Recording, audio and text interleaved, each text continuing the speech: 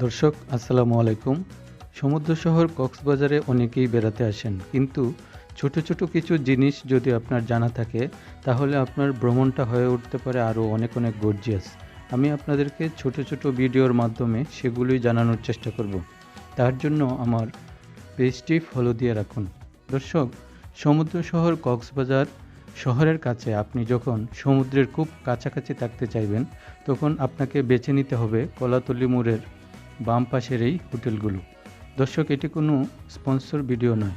এখানে রয়েছে hotel Ramada, hotel Saimon, hotel sea crown এবং সাধারণ মানের হোটেল রয়েছে দুটি, হোটেল সি প্যারাডাইস এবং হোটেল সমুদ্র বিলাস।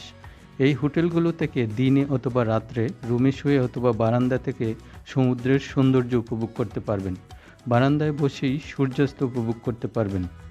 সমুদ্রে গোসল সেরে মাত্র 2 মিনিটেই হোটেলে চলে আসতে পারবেন।